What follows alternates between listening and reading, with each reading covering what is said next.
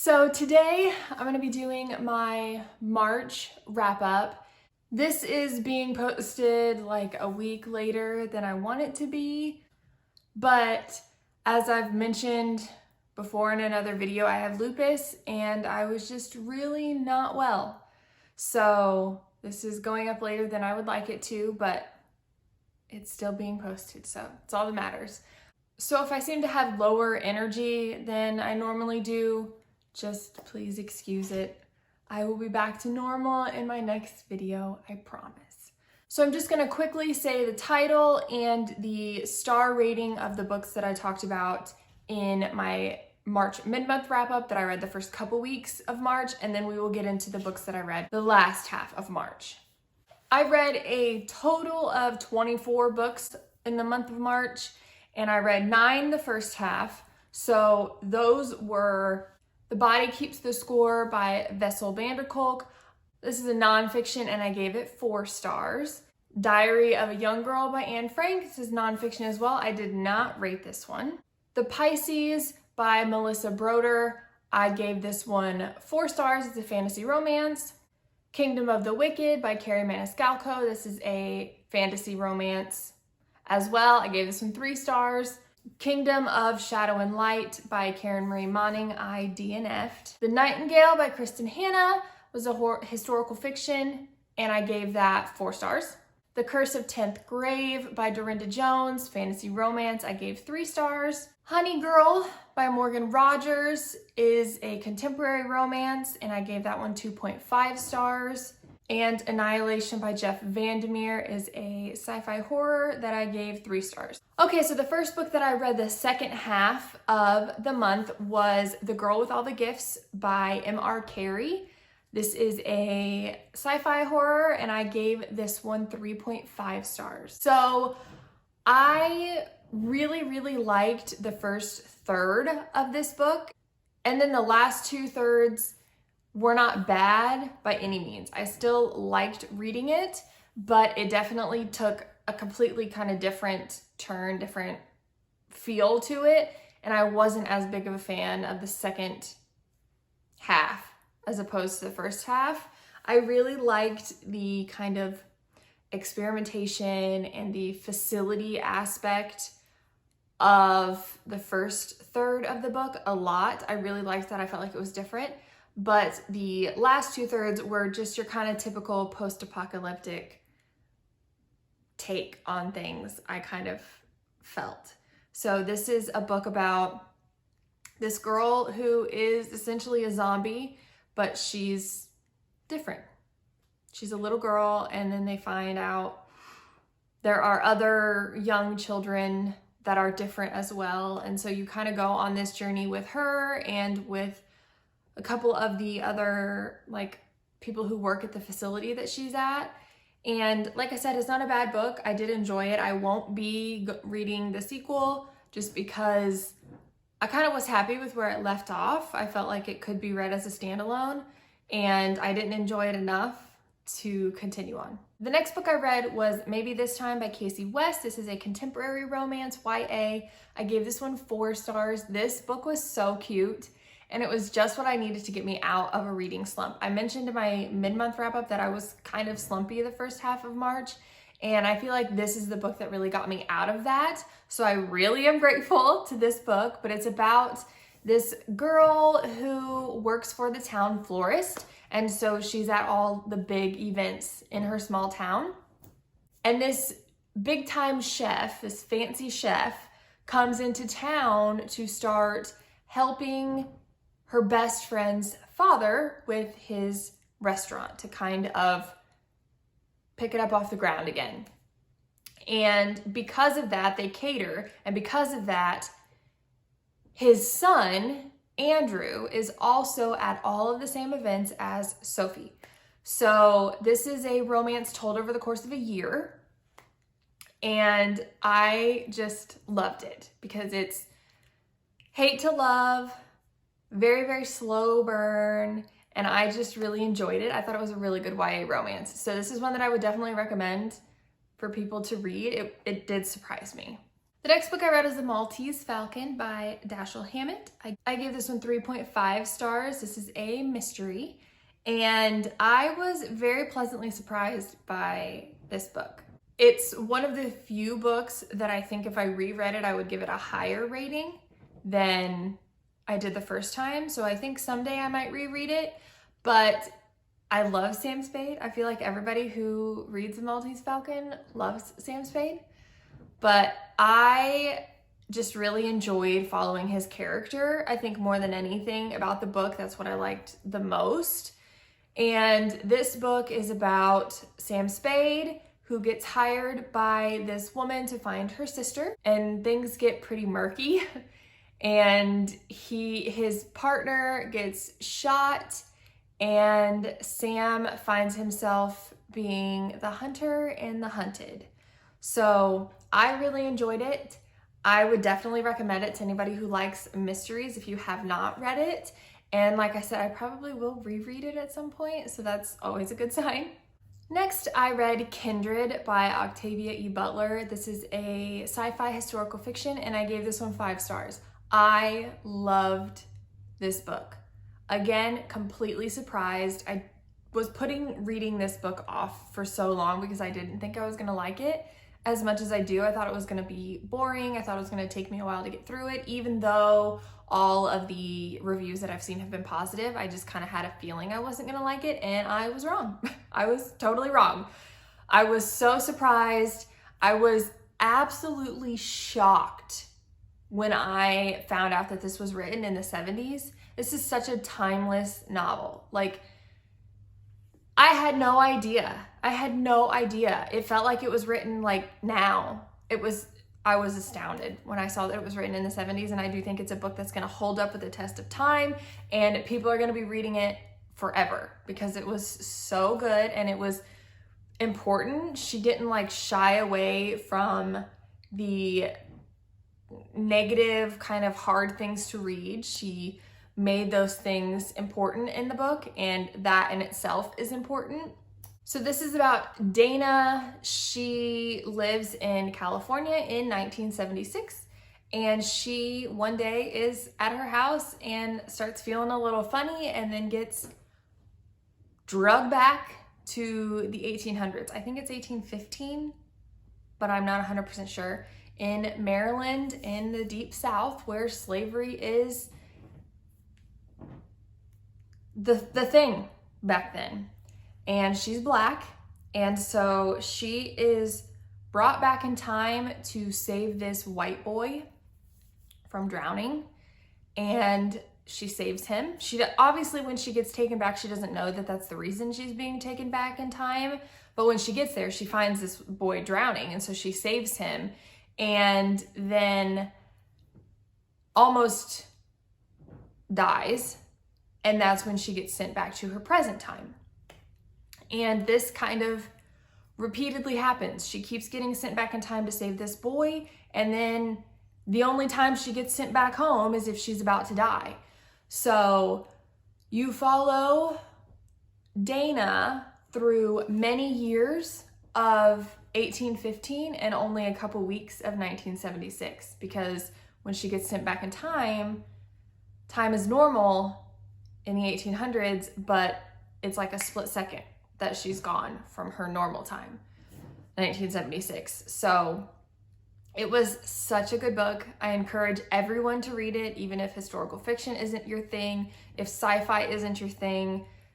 It's important. It was such a good book. It had such good messages. You need to read it.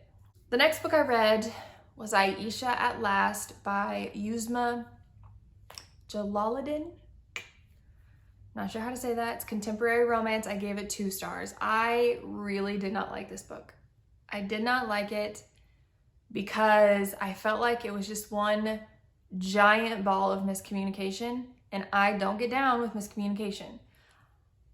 When it's thrown into books here and there, it's fine. It's not something that's going to immediately make me hate a book. I've read books that the main trope is miscommunication, and I haven't hated it. I've liked them. But this one, I have mentioned this before in videos. I do not like when someone pretends to be someone else and forms a relationship that way. It makes me insane. I do not like it. I did not know that that was going to happen in this book. From the synopsis and from what I've heard from other people, I did not know that that was going to be a thing in this book, or I would not have read it because I cannot stand that. So that was a big part of this book. But it's about this girl named Aisha who is Muslim and does not want an arranged marriage. It's also about this man named Khalid who is a very conservative, traditional, judgmental Muslim. And it's a hate to love. Aisha and Khalid do not get along at all. And that's how their relationship starts, but they form a friendship. Then they start to kind of like each other. And then Khalid gets engaged to Aisha's cousin. So you follow them, how they navigate through that. How is it going to end? Is he going to wind up marrying her cousin because it's an arranged marriage? Is he going to break it off and be with Aisha? We don't know. So if miscommunication and someone pretending to be someone else is not something that you hate, this would not be a bad book, I don't think. But I just cannot get past that. I just don't like that. I wish I would have known beforehand going into it that that's what it was going to be about. The next book that I read was A Reborn from J.R. Ward. 5 stars. I love this book. This is a fantasy romance. This is maybe the 10th one in the Black Dagger Brotherhood series. 9th or 10th, I can't remember for sure. I sobbed. This destroyed me, ripped my heart out, broke me into pieces, and then promptly put me back together, put my heart back where it belongs. But I loved this book in the series. Absolutely loved it. I want everyone to read this series. I know it's not for everyone because it's very like steamy and there's a lot of sex and things like that in these books, but they're so good. They're so good. Next, I read Normal People by Sally Rooney. I gave this one 3 stars. This is a contemporary romance. It's said to be a contemporary romance. I don't know. I didn't really look at it as a romance. I felt like it was more of a character study. And this book took me on a roller coaster of emotions, main one being frustration because there's a lot of miscommunication. But it's a different kind of miscommunication that I didn't hate. This was more of people holding in their emotions, not saying how they feel, not lying, not misdirecting someone, not being deceitful. So that's why I kind of got on board a little bit more with Normal People than I did Aisha at Last. But I listened to this on audio and I'm wondering if I enjoyed it more because of that, because I've heard a lot of people had a problem with the writing style and I obviously didn't have that big of a problem with it because I listened to it. So I wonder if I would have read it if I would not have enjoyed it as much, but I listened to it on audio and I did enjoy my time reading it. It didn't end the way I wanted it to. I started off really annoyed with Connell. He irritated me. I felt like he was kind of a coward. And then, I don't know, a third to halfway through the book that changed. And I really started disliking Marianne and I continued to dislike her through the whole book. At that point, she really got under my skin. But that didn't make me dislike my reading experience. So this is kind of one that I sit in the middle. I don't love it or hate it. Like I feel like it's very polarizing and people either love it or hate it. I don't, I'm right in the middle. I would recommend reading it if it's something you think that you would like. It is following these 2 characters and their relationship or lack of relationship that takes place over years. You watch them grow as people or not grow as much as they should as people, but like I said, I feel like it's more of a character study than romance. Yes, it's about the romance technically, but I feel like it's more about the individual characters and watching them grow. Even though like the whole book is them and their relationship, I don't know, maybe I just feel differently about it. Maybe I took it differently than other people did. I don't know. Next I read Where the Crawdads Sing by Delia Owens. This is a historical fiction mystery. I gave this one 3.5 stars, and I do not understand all the hype behind this book. I really don't. I had the wrong expectations. I do know that, because I was expecting it to be a mystery. It's not. It is, but it's not. Like, it's more of a historical fiction about Kaya, the main character's life, which is not a bad thing. Like, following her life was not an unpleasant experience. I just wasn't expecting that. I was expecting a mystery. And there is a murder mystery to solve in the book, but it's more of like the trial, the court proceedings. And they did have me stumped. I thought it was a few different people who had killed this person. It ended up being the person I initially thought that killed him, but it took me like through multiple different suspects that I thought it was. So the mystery aspect wasn't bad either. I just feel like I had unrealistic or the wrong expectations for what I was going to get out of this book, and that's why I didn't rate it as highly as so many others have. So I just want you to keep that in mind, that if you're wanting like this, you know, typical mystery thriller type book, it's not that. It's more of a historical fiction with mystery added in. So this is about this girl named Kaya, who they call the Marsh Girl because she's very primitive, I guess you could say. She lives off of the marsh. She stops going to school. She doesn't have a normal job. She doesn't really talk to people. She doesn't interact with people. And you follow her from when she's very young up into adulthood, into her 30s, early 30s, late 20s, somewhere around there is where how the timeline of the book is. And she is one of the first suspects of this murder mystery, and really the only suspect. They don't even really consider anyone else because she's the Marsh Girl. She's weird, she's different. So you kind of follow that as well. But again, it's more about her life than the mystery. So I enjoyed it. I think it's a good book. I think you should read it if you like historical fiction. Even if you like mystery, give it a chance. Just don't expect it to be your typical mystery where it's all about the mystery, because that's not what it is.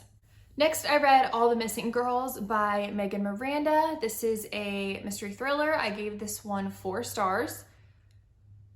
I'm not gonna lie, I was confused through most of the book because it's told backwards.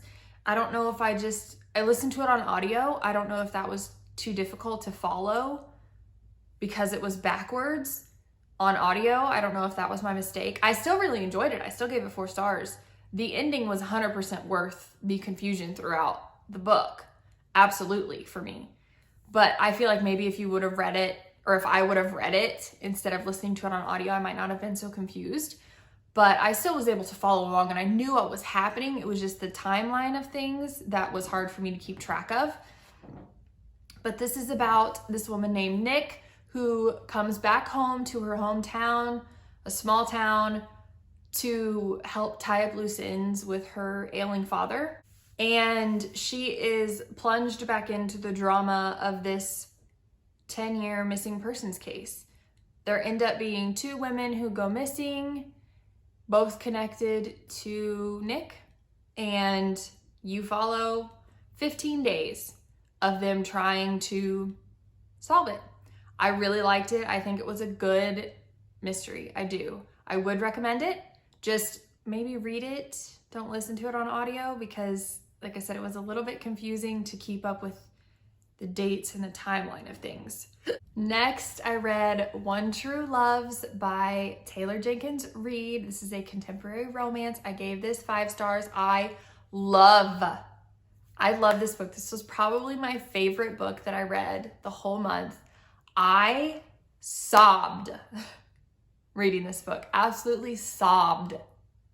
It was so, like, it hit so hard, and my heart literally ached while reading this book. Like, it hurt while I was reading it. It's an absolutely stunning novel. This is about this woman named Emma who marries her high school sweetheart, Jesse, and they go about living this fun, adventurous life together. They go on all these trips, they travel the world, they're living their dream together. And then they get married, and the night of their 1 year, well, right before their 1 year anniversary, Jesse goes to Alaska and his helicopter disappears. And so you grieve with Emma, and it's pretty hard. And then years later, a couple years later, she runs into her high school, middle school friend, her best friend, Sam. And she ends up falling in love with Sam. Gets engaged to Sam. And then Jesse comes back home. So you can imagine the heartache that you feel while reading this. And you go back and forth. I was immediately like, you have to go back to Jesse.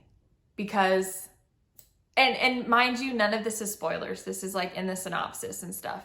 But I'm sitting here thinking initially, you have to go back to Jesse. Like, you have to. He's been stranded for 4 years.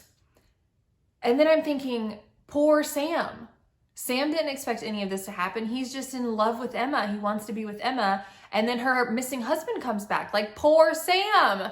So I went back and forth about how I was supposed to feel, what I was supposed to think. But this book, oh, it's so good. It is so good. You need to read it, especially if you want a good cry. It is so good. Next, I read You Had Me At Ola by Alexis Daria. I gave this 2.5 stars. This is a romance. It was just okay. The only thing that really saved it for me was it had really good steamy scenes. Like, the way they were written was really, really good. So other than that, it was just like, middle of the road for me. It was fine, but I didn't really like it. It's about this soap opera star who ends up getting a different deal to do a different show, and a telenovela star comes and they play a couple in their show and then start a relationship outside of their show. And it was all right. I didn't really like the ending at all. That's kind of what brought it down to a 2.5 rather than a 3 for me. I didn't like that the main character, Jasmine, forgave Ashton, the love interest, so easily. I really didn't like that.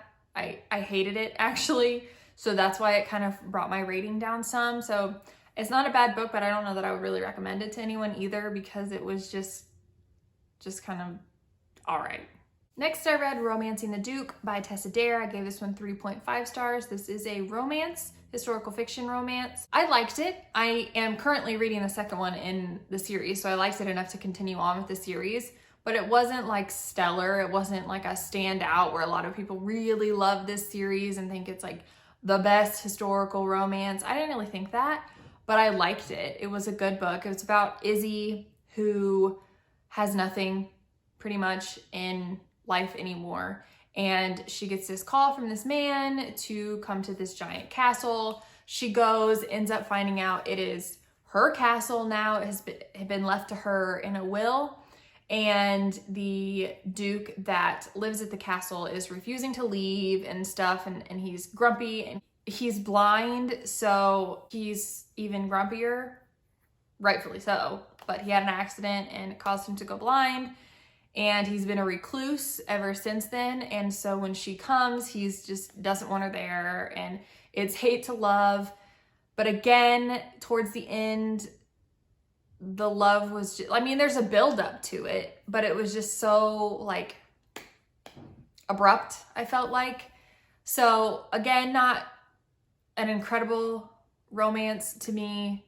I am reading the second one, so it was good. I would still recommend it for people who like historical romance, definitely. There was nothing wrong with it at all. I just wasn't like wowed by it. Next, I read Dating-ish by Penny Reed. I gave this one 4 stars. This is a romance. This is a book in the Knitting in the City series.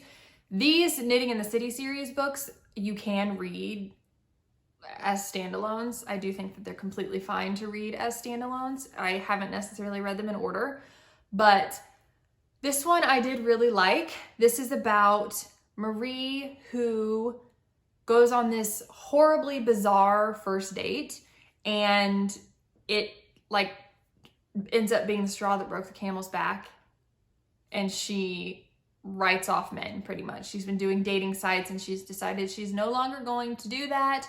She wants to find alternatives to men with paid services. So she goes about that journey, and the bad date, the guy resurfaces and ends up being not the person she thought he was. And he tries to give her some different solutions to her paid services. And a romance plays out. I really liked it. I thought it was longer than it needed to be, but I really enjoyed it. I would definitely recommend it to people who like romance. Really, any books in the Knitting in the City series by Penny Reed, I think are good romances. I haven't disliked any of them. I would recommend all of them. I think this is a well-rounded series overall. So I would definitely recommend it. Like I said, 4 stars. I think there's one more that I can get through the library. I can't get all of them through my library for whatever reason, but I think there's one more that I can.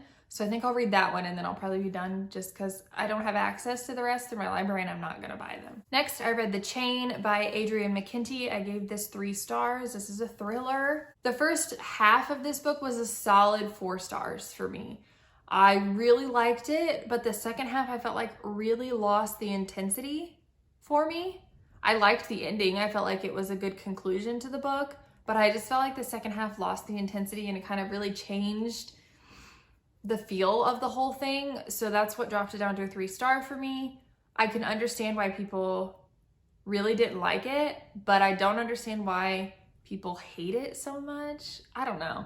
I thought it was all right. I mean, I didn't dislike my experience reading it. So it's one I would probably recommend it to people who like thrillers, because it's different. It's definitely different. It's about this chain of kidnappers, pretty much. So someone's child gets kidnapped, and then they get a call from the person who kidnapped them telling them that they now have to kidnap another child to be able to get their child back. And that's how the chain kind of continues on. So I thought it was a good concept. I liked it.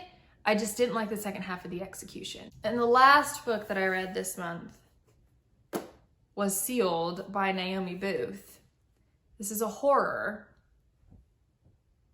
I gave it 1 star. I hated this thing. I hated this book. This is terrible. There is nothing redeeming about this book. I'm sorry. There's not.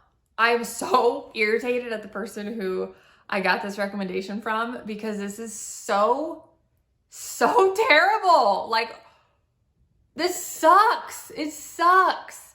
It's about this, you follow this woman who is pregnant and there's this pandemic going on. And this had such a good premise. It could have been so good. It was executed so poorly. But there's this pandemic going on that's literally sealing up your openings. Your eyes, nose, mouth, ears, genitals, like, gross. It could have been such a good book. It could have been so good. And it just freaking sucked. There was nothing scary about it. It wasn't even unsettling. It was just annoying. It was so annoying. I hated it. I freaking hated it. I'm so pissed that I bought it. I'm pissed that I spent money on it, because this was terrible and it could have been so good. It could have been so good. So that is all the books that I read the month of March. Again, I'm sorry that it's later than I would like it to be, but life happens, and unfortunately with lupus, it's extremely unpredictable. And when I get sick, and there's not a lot that can be done about it. It's horrible. I did not have to be hospitalized this time, so that was great, but I'm on the up and up. I still don't feel great, but I'm getting better. So videos will be back to normal. I would really, really love to know what you guys want to see from me. Like, I want to do reading vlogs, but I'm really like nervous about it, and I don't know what other videos to do. Like, I can do recommendation videos and stuff, but I just want to know what you guys want to see from me, because I'm new at this and I'm not 100% sure what else to do. So I would love to get some ideas from you guys. Anything that you want to see, just please let me know. Also, let me know if you read any of these books, if you now want to read any of them, how you feel about them, all of that. But that is all for me this time. I will see you all next time. Bye.